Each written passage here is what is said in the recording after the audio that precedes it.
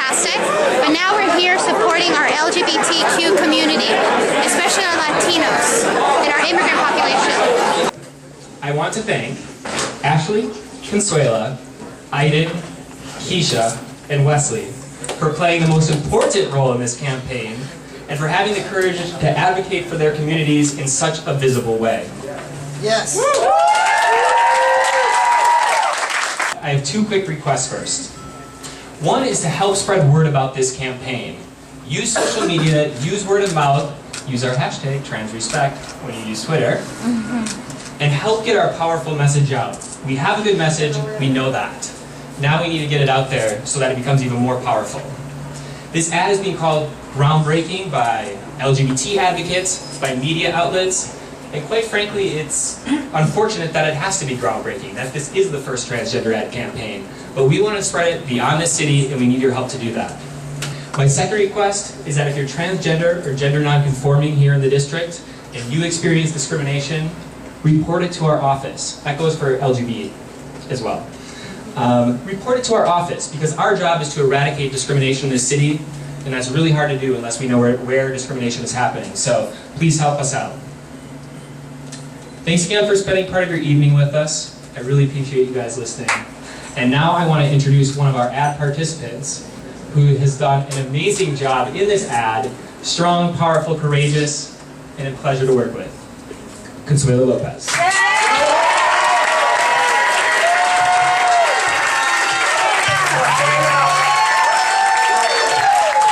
Latinos in the house. Latinos in the house.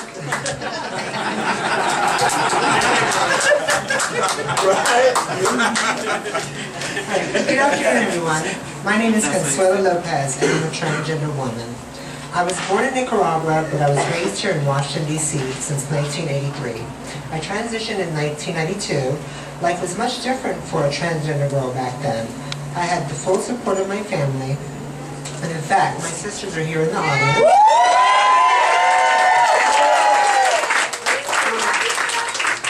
Without my family, I would be lost. I believe with the support of our family, we can achieve anything.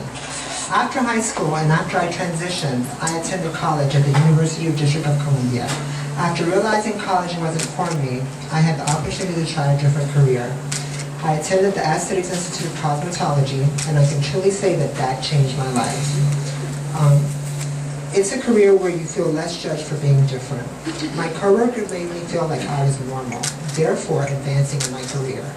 I think if you're just given the opportunity, everyone who wants to succeed will succeed. Now I'm a master hairstylist and the education director at MOVA Salon and Spa in Friendship Heights.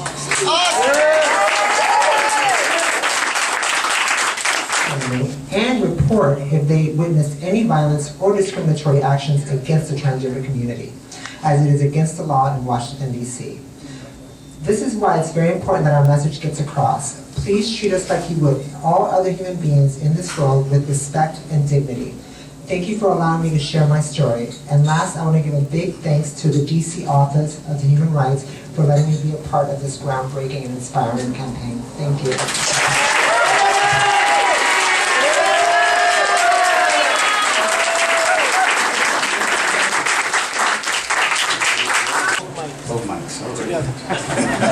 Good evening, everybody.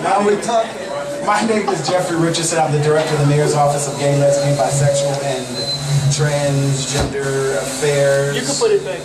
Okay, we'll put it. There you go. Leave it to me, right? It's such an honor and really exciting to be here tonight. I must join and thank you, Elliot, and the Office of Human Rights, and Director Velasquez, and everybody who played a part in making this happen. It's really exciting for me. People come to me all the time in the job as Director of the Mayor's Office of LGBT Affairs. How's it going? How's it going? And I always say, it's going great. We're doing some great stuff. And I think people don't really think I'm telling the truth. I think they think I'm just sort of, the pleasantries. But I can honestly say that it is such an honor to be in this role. And primarily because we have amazing leadership, and we have amazing leadership, and I don't say it just because he's my boss, but we have amazing leadership in our mayor, and he's somebody that has not only put lip service to these issues, but really has been just so strategic and thoughtful and guiding his leadership, directing all of us that are honored to have the roles that we have within district government to really look at how can we leverage the resources we have within district government to strengthen our communities and make life a little bit better for those of us here in the District of Columbia, and decrease barriers to accessing services or being able to gain employment where we can. And so it is just such an honor tonight, and I'm just so thankful. We've been able to do so much over the last year because of his leadership, and I look forward to all the amazing things we're going to continue to do together. So if you all will join me in a warm welcome for our amazing mayor, our great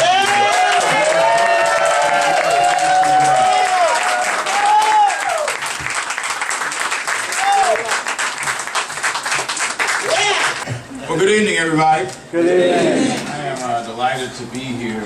This is a great evening. I want to acknowledge, too, that we are here with someone I have known for at least 25 years and worked with on the council. And, of course, he did outstanding work as the director of the world-renowned Whitman Walker Clinic, and now, of course, represents Ward 1, and that is Councilmember Jim Gray.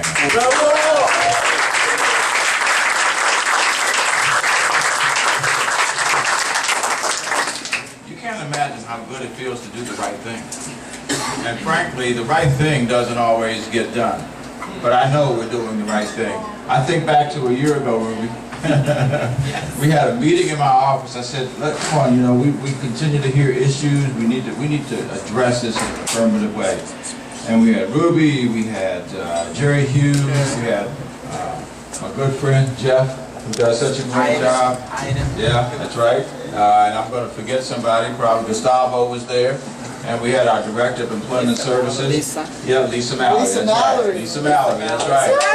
And we said, and I knew there was skepticism, and I don't blame folks for being skeptical, because how many times have you heard promises that never were fulfilled? That they were good discussions in a room, and then people got amnesia when they went out the door. But I was determined. I try to be a person of my word. And we said, you know, I said to Jeff, I said to Lisa, I said to Gustavo, in 30 days, we want to be able to have our first effort up and running, and that is a training program that's going to get people who are transgender ready for jobs and get them jobs. And we did. In 30 days, we had the program up and running. We had, I think, 18 people in our first group. And then we had a graduation ceremony a couple of months after that when the program was finished. I went out there with 17 people, as I recall, of the 18 who went through the entire program. We've now had, I think, 3 cohorts to actually go through the program. And I said to folks, I said, you know what, it's great that we have a program for people who are transgender, but it's time to integrate that program. We don't need to have that program over there on the side somewhere. We need to be able to have it integrated with every other program that we have so that people understand that we are going to fight discrimination in the District of Columbia, however it may rear its head.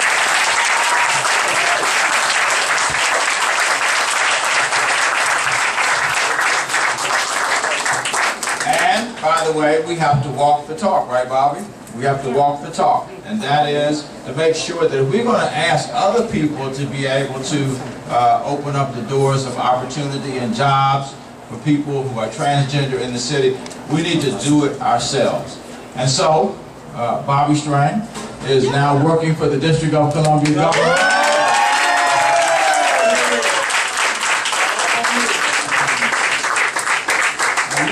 People are, Jim. They'll think, you know, they think we're just talking, and they'll ask me, what have you done, what have you done, what have you done? Well, you know what? I want to be asked that question. I want to talk about what we've done. I want to talk about it in the U.S. Conference of Mayors so that other mayors know what they need to do in order to address this issue in their cities. We were at the International HIV/AIDS Conference recently, about 2 months ago, a month and a half ago? And frankly, I was proud to be able to represent the District of Columbia. I was there with Earlene, I was there with Ruby, and we were able to talk about what we are doing in the District of Columbia to bring justice and equality to the nation's capital. Now, we have launched an ad campaign. An ad campaign, we know an ad campaign is not the cure-all or the panacea, but it is a step in the right direction. It is saying that we are going to step out, We are going to be in the forefront. We are going to send the message that people who are transgender have as much a place in the District of Columbia as anybody else. That will be everyone.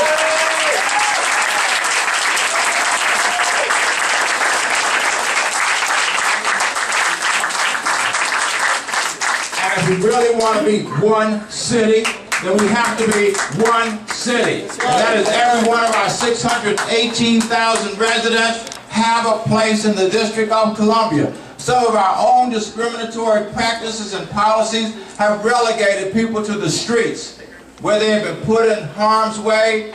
They have been subjected to hate crimes. If we open those doors of opportunity, some people will not do the things they've done in the past because that is the way they have had to survive. We need to stop that, ladies and gentlemen. We can stop it by opening our own doors and starting to eliminate discrimination in this city.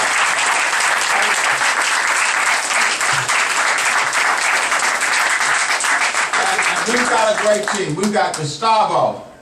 We've got Jeff. We've got Lisa Mallory. We've got so many people who are working with us. I saw our director of OLA. Where did she come in? Where's Roxana? Okay. Hey, Roxana. We've got a team in our cabinet. We have 65 people in our cabinet. Every one of them understands what I stand for. But you know what? It doesn't take a lot of convincing because that's what they stand for also. They stand for right, they stand for justice, and they will not stand for discrimination, ladies and gentlemen. And that is what we are going to do over the next months, weeks, years ahead. And that is the District of Columbia is going to be a leader. We are going to send the message to the world that there's a place for everybody in this city who wants to be here. No matter what your beliefs may be, there's a place for you. And we're not going to tolerate discrimination.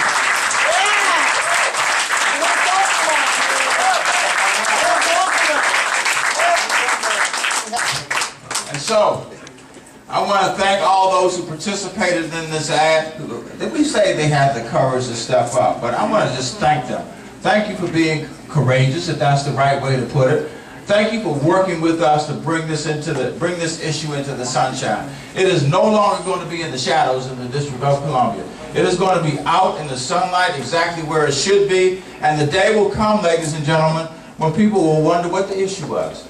They will wonder what the problem was, because we will be a city that really is a place for everybody. Let's work together to make this happen. Let's make this a city where people who are transgender will be able to walk wherever you may wish, and let's make this a city that truly is one city. Thank you all very much.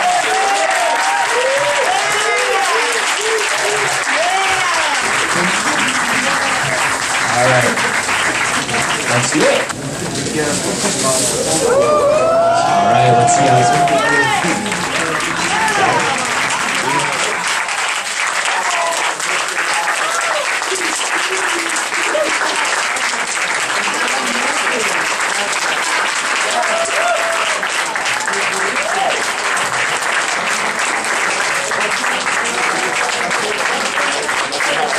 Thank you all for coming tonight. Feel free to come up and take a look. Thank you, Mayor Gray, for being the greatest mayor this country has seen. Yeah. Seriously. You're the model. You were telling me that you were a little overwhelmed because in 1992 I had my first encounter with the police and it was not pretty. In 1992 my apartment got vandalized, destroyed, and when I called the police I got blamed for it.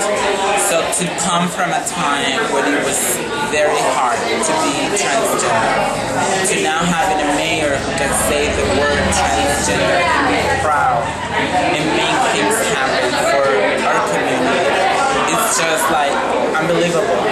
I can't believe it, but you know what? I'm living it and I'm so glad that it's happening and I'm still here. Because like people used to say, you're not supposed to be here, you're 42. People who are transgender are either dead or